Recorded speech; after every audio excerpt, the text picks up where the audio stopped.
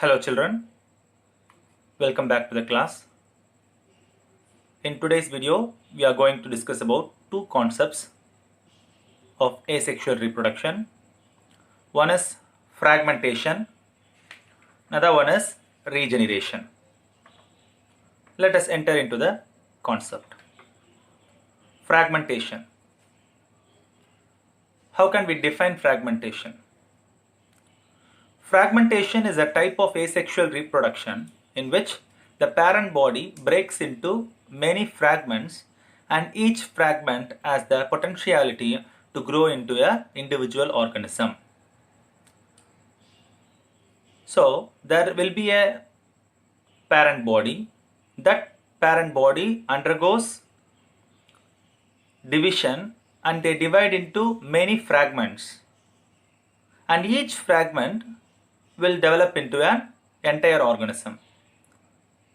This type of asexual reproduction is called as fragmentation. In our book,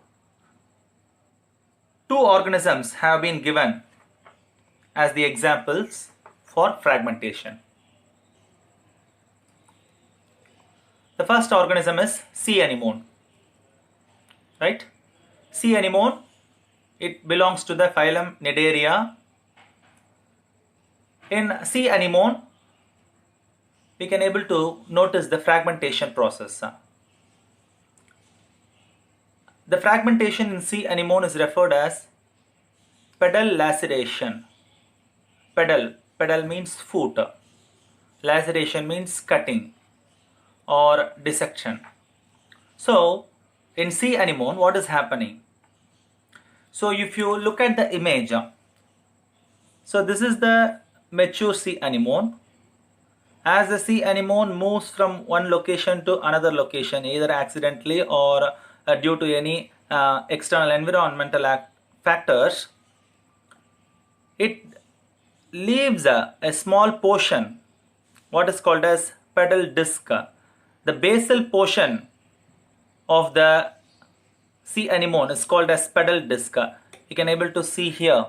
So this is the basal part, what is called as pedal disc, and this part gets detached from the original parent body. This part, the pedal disc, then undergoes further division, forming many lobes, and each lobe then develops into an entire organism, producing the remaining organs. So this is the original parent body. So this is the pedal disc, the leftover pedal disc, and from this pedal disc it undergoes many lobule formation, and each lobule then develops into an entire organism, producing the remaining organs. So this type of asexual reproduction is called as pedal laceration, which is noticed in the sea anemone members. The next example for fragmentation is tapeworm. In tapeworm, you know tapeworm, the binomial of tapeworm is Taenia solium. It is a parasitic worm, belongs to the phylum Platyhelminthes. Human is one of the hosts for this tapeworm. In tapeworm, the mature proglottids. So, if you see the image, so all these are the proglottids. It is a metamerically segmented animal. So here we can able to see the segments of the tapeworm. So these are the mature segments, the last portion, right? So these are the mature segments or the mature proglottids or gravid proglottids, the mature proglottids, and these proglottids, as the animal grows, these proglottids gets periodically shed off. At the same time, the new proglottids will be formed at the neck region of this worm. So this is the neck region of the tapeworm. Here new proglottids will be formed. At the same time, the old one gets detached from the body. One special feature about this tapeworm is it is a hermaphrodite. That is, they have both the sexes. So in each proglottid have both the sexes, and they undergo sexual reproduction, producing the embryos. And in this image, you can able to see the detached proglottids from the parent body. So inside this proglottids, we can able to see a large number of embryos. So this is an image of the young embryo which is present inside the proglottid. So once this proglottids get detached from the plant body or the parent body, having these embryos, it gets transferred to the secondary host. Pig is the secondary host for tapeworm and human is the primary host for tapeworm. This can be asked as a 1-mark question, right? So when it enters into the secondary host, the pig, there it develops into a new individual. So this type of fragmentation is noticed in tapeworm. So these are the two organisms where the fragmentation is noticed. One is tapeworm, another one is sea anemone.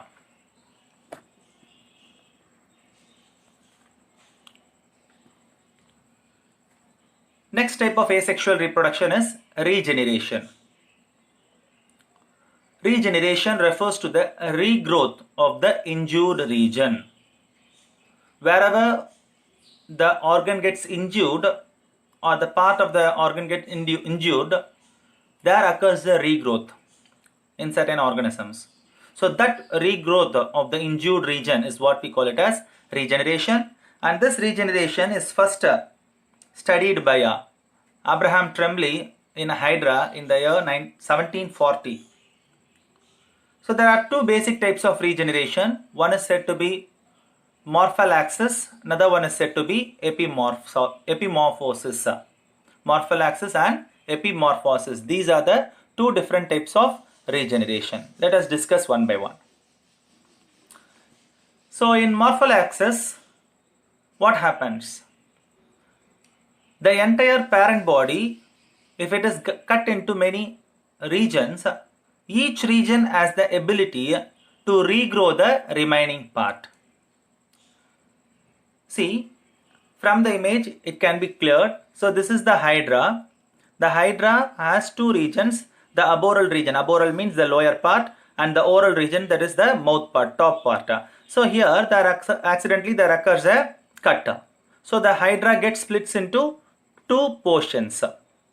So this oral end then after certain period of time grows the remaining aboral portion, whereas simultaneously this aboral portion develops the oral portion, and now we got two young individuals. Then later they get matured into the adult one.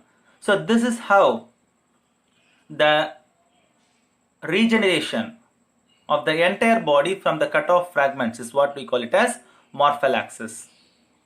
So this is another example for regeneration which takes place in a planaria.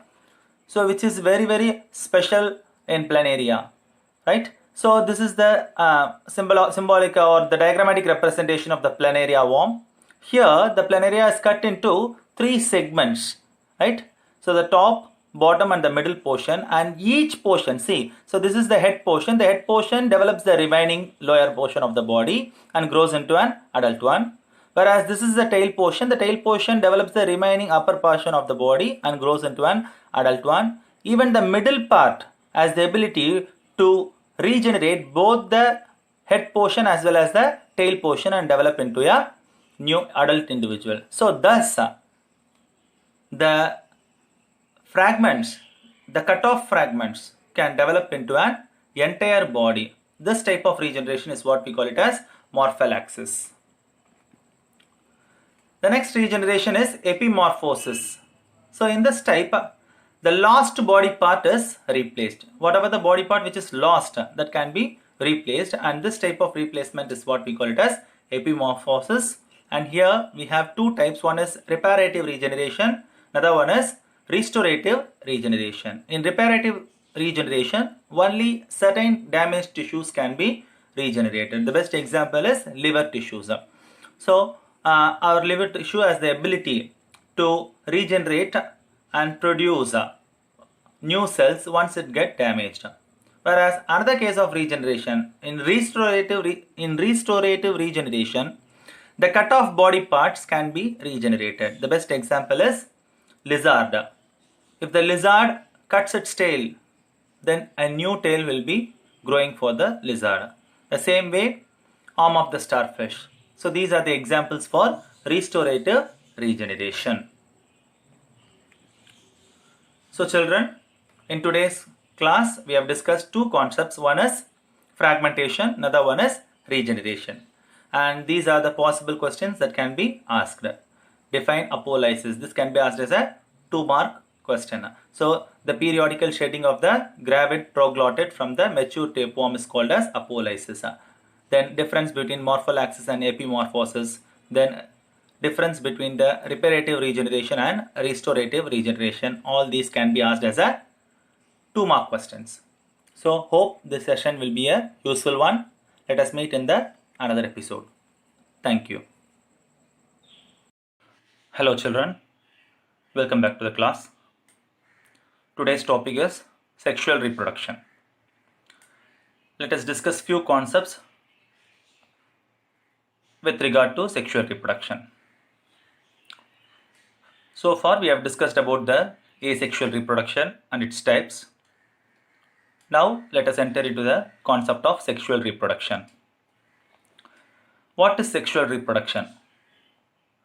Sexual reproduction involves the complete fusion of male and female gametes to form a diploid zygote. Then the zygote will develop into a new individual. So sexual reproduction is a type of reproduction. So already we know there are two types of reproduction. One is asexual reproduction, in which there is no gamete formation and there is no gametic fusion. Whereas this is called as sexual reproduction, where the gametes will be formed and the gametes get fused and it gives rise to a zygote, and the zygote then undergoes division and forms the new individual. This is the basis for sexual reproduction. In all sort of sexual reproduction, there will be fusion of gametes. But in some cases, there won't be any sort of direct fusion of gametes. But in those cases, there will be an exchange, or there will be a fusion of genes, or there will be a combination of chromosomal segments or chromosomal parts, union of chromosomal structures. All these things comes under the sexual reproduction. So sexual reproduction is a type of reproduction which involves the complete fusion of male and female gametes to form a diploid zygote which develops into a new individual. And sexual reproduction always leads to genetic variation. Why? Because in sexual reproduction there will be a union of two chromosomes or two genes.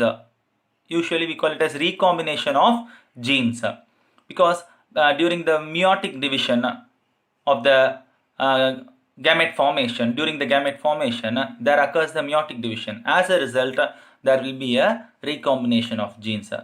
Because of this recombination of genes, we can able to get the variation among the individual offspring. So always sexual reproduction leads to genetic variation. Speaking about the types of sexual reproduction, there are two types of sexual reproduction. One is said to be syngamy or fertilization. Another one is said to be conjugation. Syngamy. So the meaning for this term syngamy means, syn means fusion or combination, gamy means gametes. So the fusion of gametes is what we call it as syngamy, which can also be called as fertilization. Both these terms can be used on par with each other, because more or less both of them are similar.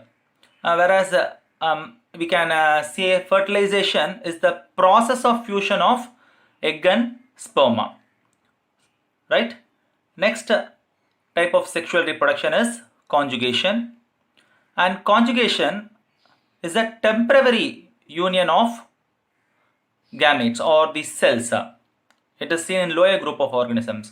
We have to understand the major difference between syngamy and conjugation. Syngamy is the complete or the total union of gametes resulting in the formation of zygote, whereas conjugation is a temporary. It is for certain period of time. After that, the cells once again get separated. So this is the major difference between syngamy and conjugation. Types of fertilization. So based upon where the fertilization occurs, we know fertilization is the fusion of gametes. That is, the fusion of male and female gametes is said to be fertilization or syngamy. And this fertilization, based upon its site of occurrence, it has been categorized into two types. One is said to be external fertilization, another one is said to be internal fertilization. External, as the name indicates, the fusion occurs outside the body of the organisms, right? So you can able to see in this image. So these are the male and female fishes. The male fishes deposits its sperm outside its body in the water. At the same time, the eggs are laid by the female fishes. So both egg and the sperm are released in the water. Now because of the water current, movement of the water, the sperms will fuse with the egg. So here the fusion occurs outside the body. That is why it is said to be external fertilization. Another type of fertilization is what we call it as internal. That is, the fertilization occurs inside the body of the organism, that is in the female body, right? So there will be male and female partner. So the male, right? So the male partner deposits its sperm into the body of the female during the process of copulation or mating. So the sperms will enter into the body of the female. Inside the body of the female, the fusion will occur or the fertilization will occur.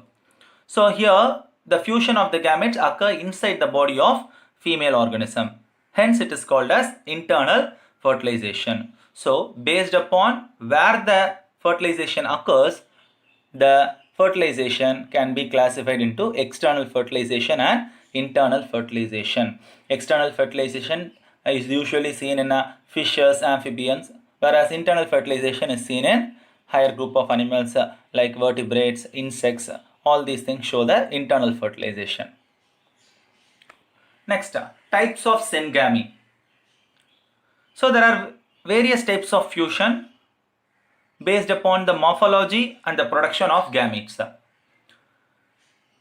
So you can able to see the list of syngamy types: autogamy, exogamy, hologamy, pedogamy, merogamy, isogamy, anisogamy. So let us discuss one by one. Autogamy. Auto means self. Gamy means fusion. Autogamy means self-fusion. Here, male and the female gametes are produced by the same cell. It is a type of self-fertilization. Both the male and the female gametes are produced by the same cell or in the same body, and they both get fused to form a zygote. From the zygote, then they develop into the new organism. Right? If you look at the image, it can be understood. So this is the autogamy process in the paramecium. So this is the diagrammatic representation of the paramecium. While studying about the asexual reproduction, I have told you paramecium has two types of nucleus. One is micronucleus, another one is macronucleus. So if you see the picture, the micronucleus undergoes meiotic division and forms the 8 nucleus. That is, each nucleus undergoes division, meiotic division, and forms 4. So we get 8. So out of these 8, right? So 2 nuclei get fused and forms a single nucleus, what is called as zygotic nucleus. Here there is no specific gametes, but the nuclei are getting fused. As I have already stated you, sexual reproduction means fusion of gametes, but it also refers to the fusion of genes or nuclei or whatever it may be, right? So here, because of these fusion of 2 nuclei which are produced inside the same cell, this is called as autogamy, which is seen in the paramecium species. The next is called as exogamy. Exogamy, this is the most common type. Here there will be 2 partners, male partner and female partner. Male will produce the male gametes and female will produce the female gametes. Here the gametes are produced in two separate bodies, right? So human beings comes under the exogamy because the sperms are produced in the male body, whereas the ova are produced in the female body. Later during the copulation, both egg and the sperm will meet and the fusion of the gametes will takes place. So this is what we call it as exogamy. The next type is called as hologamy. In hologamy, this is a special case. Here there is no special gametes, but the entire organism itself behaves like a gamete. So look at the image. So these are the two cells of the Copromona species. So these are the unicellular protistans. So this is the one cell and this is one cell. This is the entire living cell with the flagella, right? So this entire cell itself behaves like a gamete after the maturity, right? So there is no special gamete production in this organism. This cell itself act like a gamete, and during the reproduction process, two mature gametes come together, they get fused, then the nuclei get fused, and see, the nucleus get fused and forms a single nucleus, and this is the zygote. This zygote then develops and comes out as a new species or new individual. So this type is said to be hologamy. In hologamy, always gametes won't be formed. The entire organism, the mature organism, behaves itself like a gamete. The next is pedogamy. So this is another type of sexual reproduction or syngamy. Here, the sexual union of the young individuals produced immediately after the division of adult parent cell by mitosis. So here, if you see this image, see, this is one cell of the actinophyrid protestant. So this is a single cell. Inside the cell, the nucleus gets splits into two, started splitting into two nuclei. The next stage, the nuclei gets completely split into two. After this complete splitting of the nuclei, once again the nuclei gets combined, right? See, here the cell is same. It is, the cell doesn't get separated. Only the nucleus getting separated, split into two nuclei, and once again they both get fused. The immediately formed young individuals are fused once again to form a zygote. From the zygote, once again the new individual is going to develop. So this is what we call it as pedogamy. Pedo means young one, child. Pedagogy we have studied. Pedagogy means that is something related to the child. So here pedo means the newly formed. So here the newly formed nuclei immediately once again get fused to form the zygote. So that is why it is called as pedogamy. The next type is merogamy. Merogamy refers to the fusion of small-sized, morphologically dissimilar gametes. So structurally different small-sized gametes are called as merogametes, and the fusion of these merogametes is said to be the merogamy. The next type is said to be isogamy. Iso means similar. Fusion of the similar gametes, that is morphologically as well as physiologically. So if you see this image, we have two cells, two motile cells. So if you look at the image, both the cells look alike in their structure. They are morphologically similar as well as both are motile. Regarding the physiology, both has the ability to move. So physiologically as well as morphologically both are similar, and the union of these two is what we call it as isogamy. The next type is what we call it as anisogamy. Here morphologically and physiologically dissimilar gametes will fuse together. See, this is the fusion of, so this is the image showing this is the egg cell which is the larger in size, whereas this is the male cell which is very smaller in size. So morphologically both are different. This is large one and this is small one. Whereas physiologically this egg doesn't have any locomotory organs. It is immobile. Whereas in case of male structure, it has flagella, so it has the ability to move. So this is what. So they are morphologically dissimilar as well as physiologically dissimilar. So when these two get fused, then it is said to be isogamy. The human sperm as well as the human egg. So human egg is very larger in size, whereas the human sperm is very smaller in size, and both are dissimilar in structure. And moreover, physiologically, human egg doesn't have the ability to move on its own, whereas the human sperm has the ability to move. So human being fusion can also be called as, or vertebrate fusion can also be called as anisogamy. So these are the types of syngamy. So the next type of sexual reproduction is conjugation. Conjugation, as I have already stated, it is a temporary union. Conjugation is mostly noticed in lower group of unicellular organisms, particularly in the ciliate organisms. So conjugation is a temporary union of two individuals of the same species. See, this is one bacterial cell and this is one bacterial cell. So this bacterial cell has plasmid. Plasmids are the extra chromosomal structures present in the bacteria. So this is the bacterial cell, and it has the original chromosome, nucleoid, and it also has an extra chromosome called as plasmid, and this cell has a pili. Whereas there is another cell which do not has the plasmodium, but it has the nucleoid and it also does not have the pilus.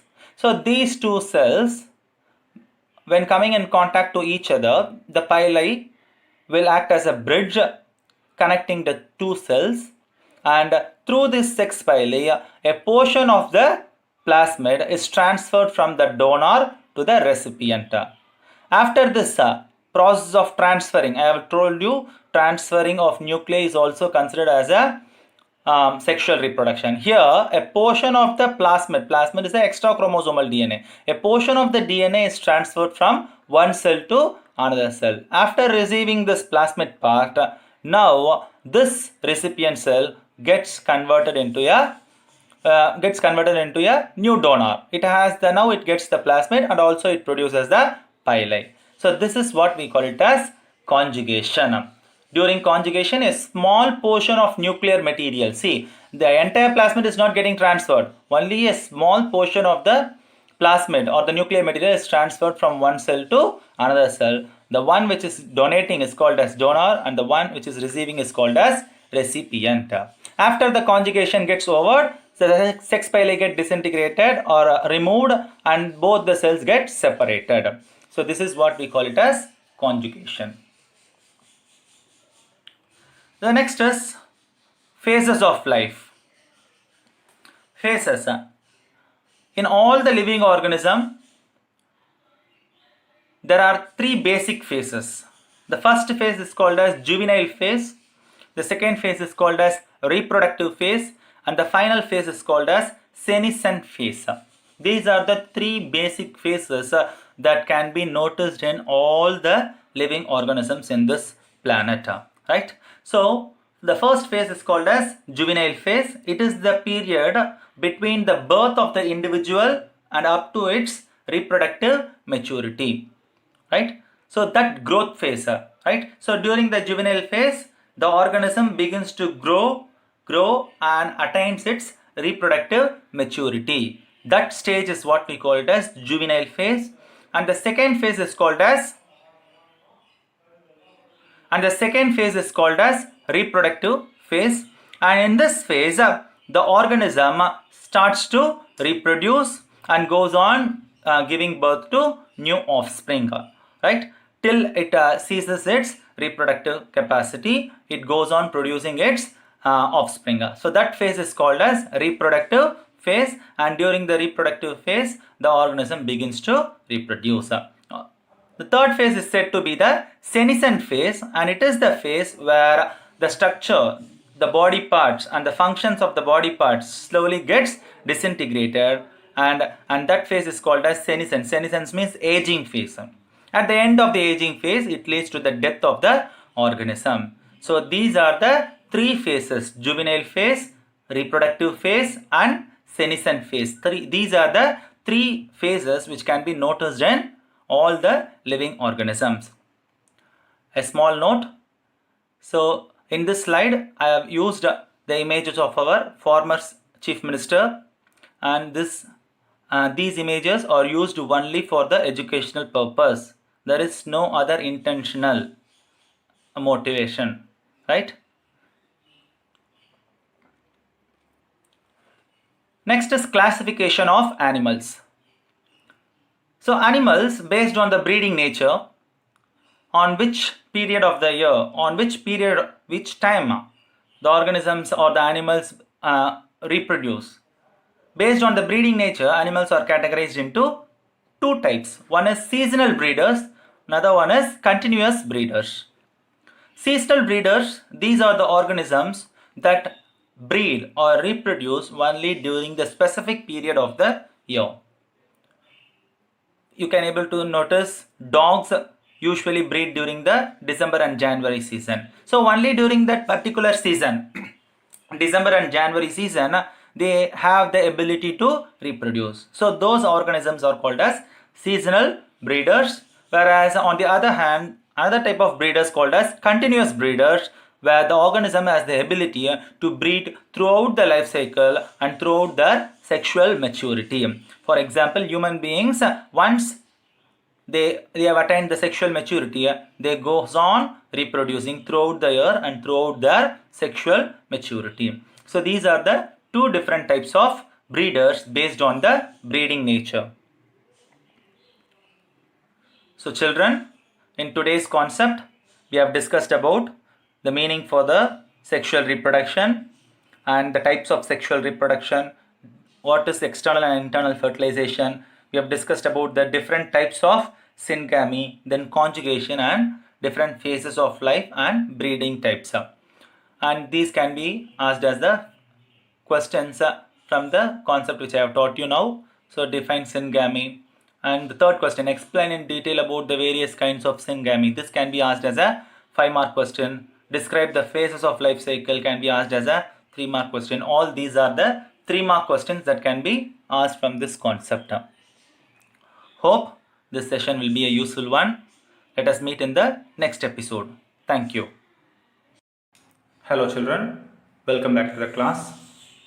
In today's class, first we are going to discuss about parthenogenesis. Parthenogenesis.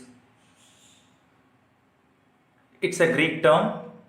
The meaning for this term parthenogenesis means virgin birth. Parthenos means virgin, genesis means production. Produced in the virgin condition, or simply called as virgin birth. So, how can we define parthenogenesis?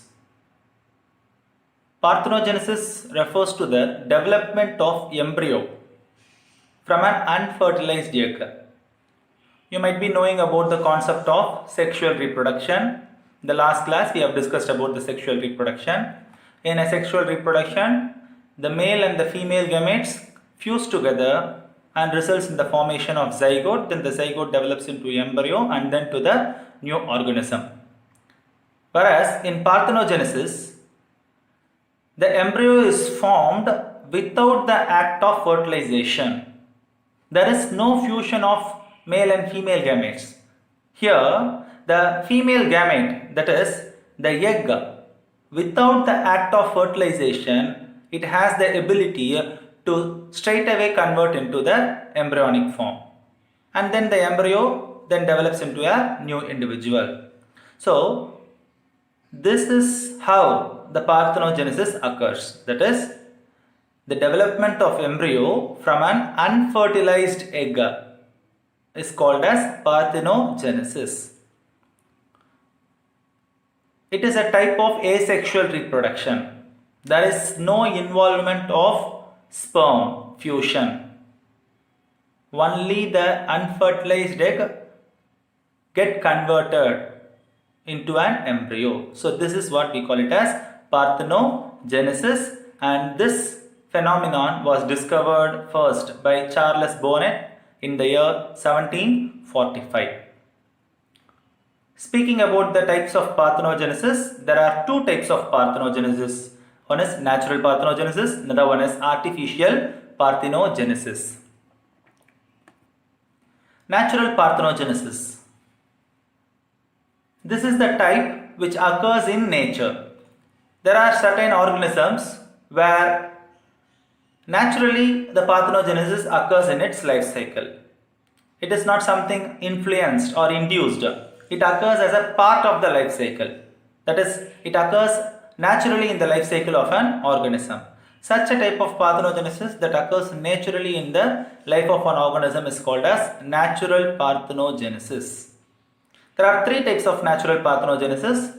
One is complete parthenogenesis, the second one is incomplete parthenogenesis, and the third one is pedogenetic parthenogenesis. So these are the three different types of natural parthenogenesis.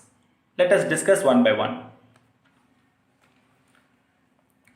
Natural parthenogenesis is further classified into three types. One is complete parthenogenesis, then incomplete parthenogenesis and pedogenic parthenogenesis. The first type is said to be the complete parthenogenesis. So what happens in this phenomenon? In complete parthenogenesis, the organism reproduces only by parthenogenesis, that is, sexual reproduction is totally absent in those organisms. There are few organisms, in that organisms there is no sexual reproduction. The organism undergoes only the parthenogenesis. There is no biparental fusion, right? Only females will be there, and the females produces the new individuals by the act of parthenogenesis. No male species are identified in those organisms. It is also called as obligate parthenogenesis. Obligate means compulsory or mandatory, right? So mandatorily the organism reproduces only through the parthenogenesis. That is why it is called as obligate parthenogenesis or complete parthenogenesis. So the example is a rotifer species. It is a protestant ciliate organism.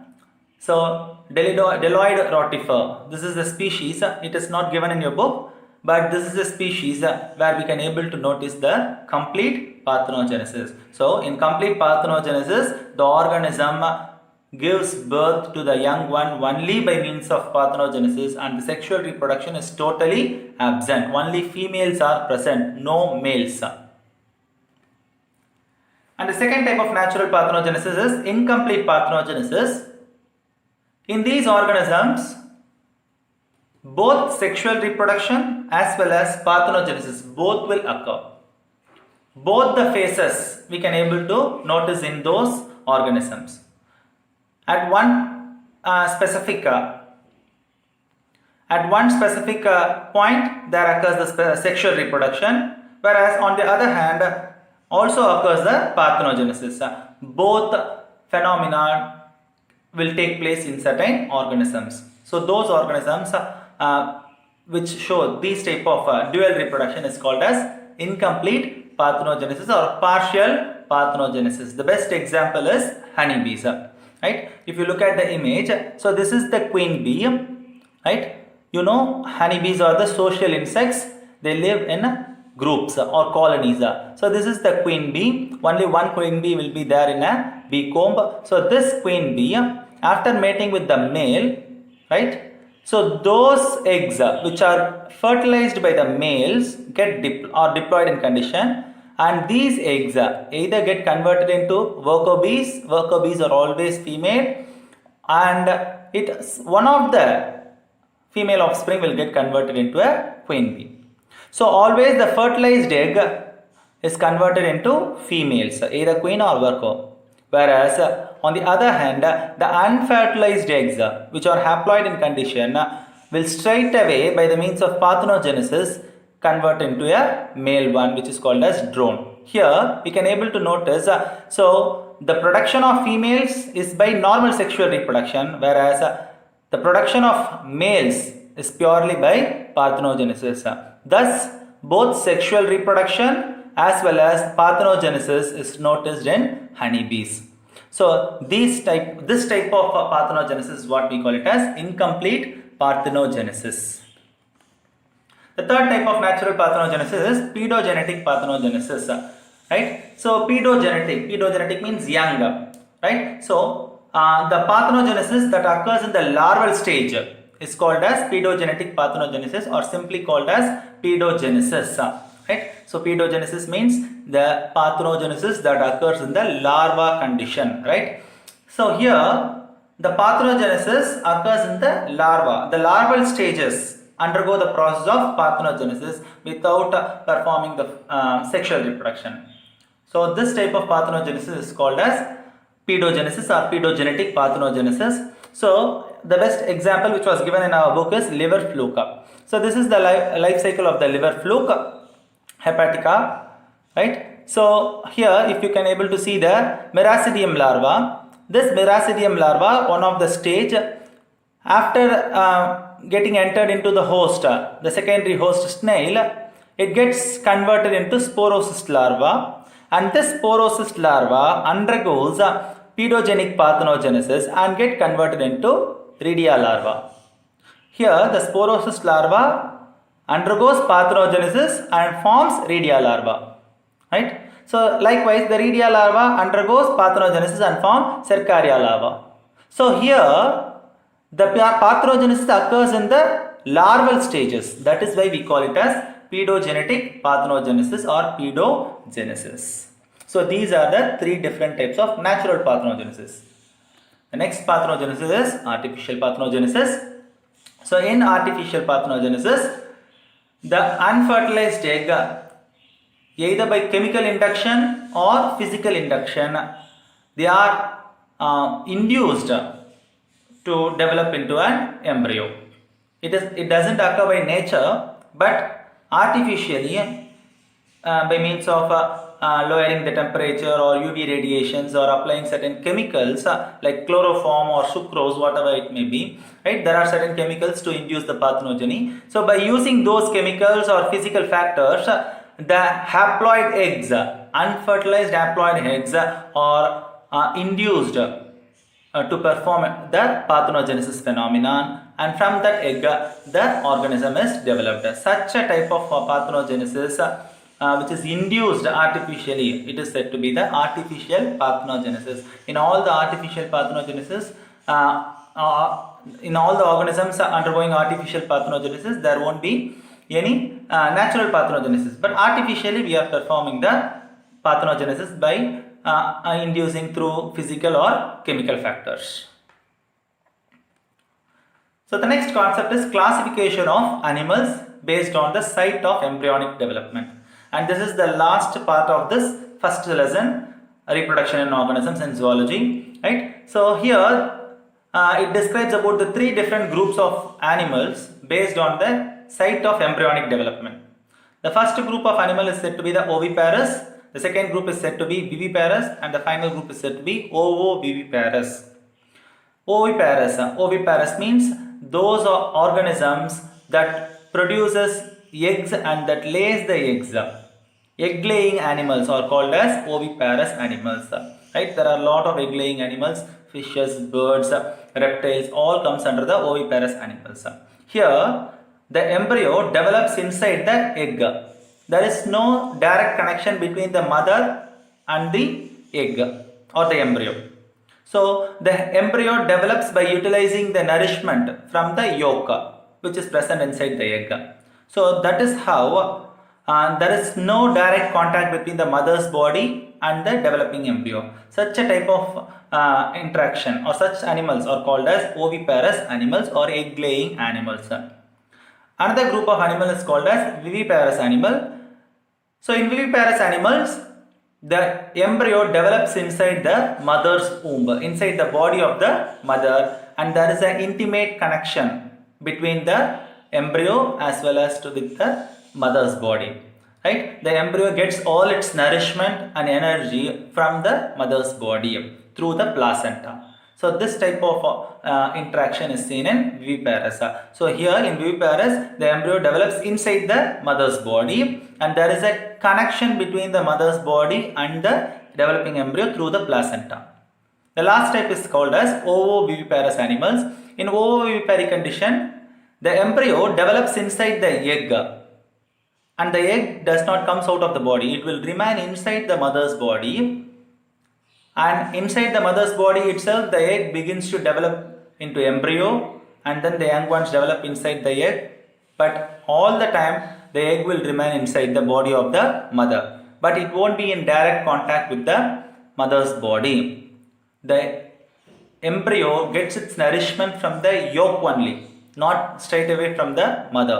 There is no placental connection. It is also called as aplacental vivipary.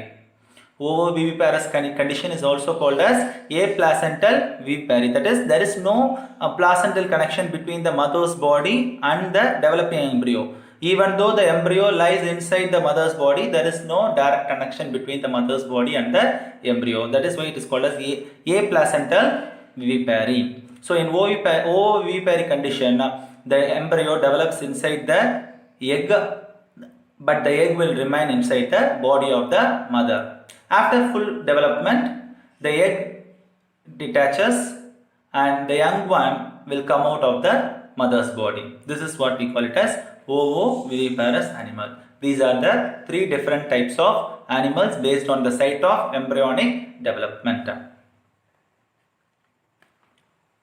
So, in today's class, we have discussed two concepts. One is parthenogenesis, another is classification of animals based on embryonic development. So, these can be asked as the questions. Define parthenogenesis, compare complete and incomplete parthenogenesis, what is pedogenesis, write a brief note on oviparous, classify the animals based on embryonic development. All these can be asked as a 2-mark or 3-mark questions. Hope children, this session will be a useful one. Let us meet in the next episode. Thank you.